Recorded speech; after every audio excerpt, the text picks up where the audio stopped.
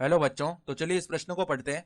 यदि त्रिभुज एबीसी में कोण सी बराबर 60 डिग्री, तब 1/a+c प्लस 1/b+c का मान है। तो यहाँ पर देखो, हमें चारों विकल्पों में से सही विकल्प का चयन करना है। तो प्रश्न में आगे बढ़ने से पहले इस प्रश्न से संबंधित जो मुख्य उदाहरण है उसकी हम चर्चा कर लेते हैं। ठीक है, तो यहाँ पर मान लो एक हमारा इस प्रकार का त्रिभुज है।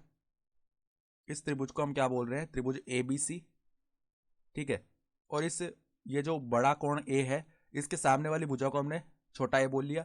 फिर सी के सामने वाली भुजा को हमने छोटा सी, और बी के सामने वाली भुजा को हमने छोटा बी बोला है। ठीक है, तो यहाँ पर कोस ए का हम मान लिखते हैं ना, कोज्जा नियम से। ठीक है, तो वो किस प्रकार का मान आता है? देखो, ये मान आता है b² प्लस में c² माइनस में a² बट्टा में 2bc।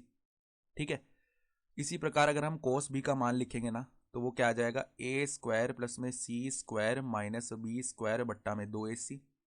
इसी प्रकार अगर हम कोस सी का मान लिखेंगे ना, वो क्या आता है? देखो, a² प्लस में b² माइनस में c² बट्टा में 2ab आता है।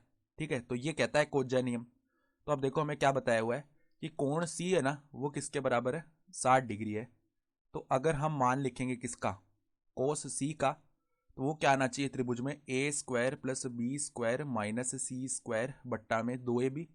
तो अब देखो, जो कोण सी है वो 60 डिग्री है, तो कोस 60 डिग्री का मान 1/2 हो जाएगा। तो 1/2 बराबर में a² प्लस में b² माइनस c² बट्टा में 2ab।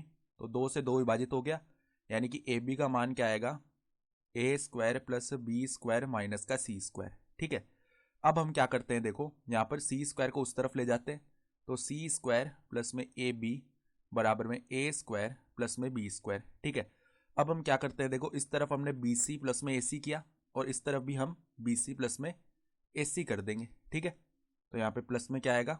c² प्लस में ab आएगा।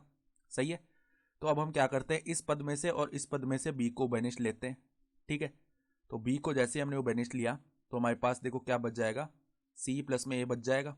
फिर बचे हुए दो पदों में से हमने c को बेनिश लिया, तो यहाँ पर भी c प्लस a बच गया।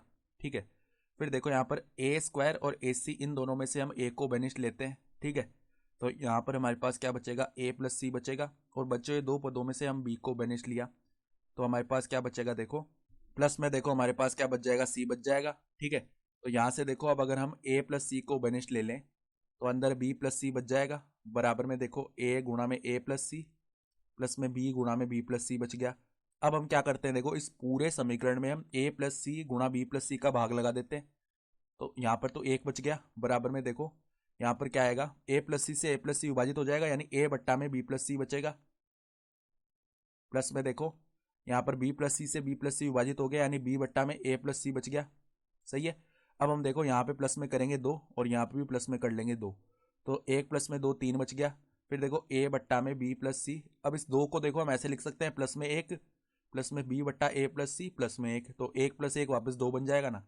तो अब देखो 3 बराबर में, यहाँ पर अब हम लेसे ले लेते हैं, तो a प्लस बी प्लस सी बट्टा में b प्लस सी प्लस में देखो यहाँ पर b प्लस में a प्लस में c बट्टा में a प्लस सी। ठीक है, तो अब देखो हम क्या कर सकते हैं? 3 बराबर में अगर हमने अंदर से a प्लस बी प्लस सी को ले लिया ओबेनिस्ट, तो यहाँ पर एक तो 1 बट्टा बी प्लस सी बचेगा, प्लस में 1 बट्टा में a प्लस सी बचेगा। तो अगर हमें मान चाहिए किसका? 1 बट्टा में बी प्लस सी प्लस में 1 बट्टा में a प्लस सी, इसका मान चाहिए ना, तो ये क्या आ जाएगा? 3 बट्टा में a प्लस बी प्लस सी बच जाएगा।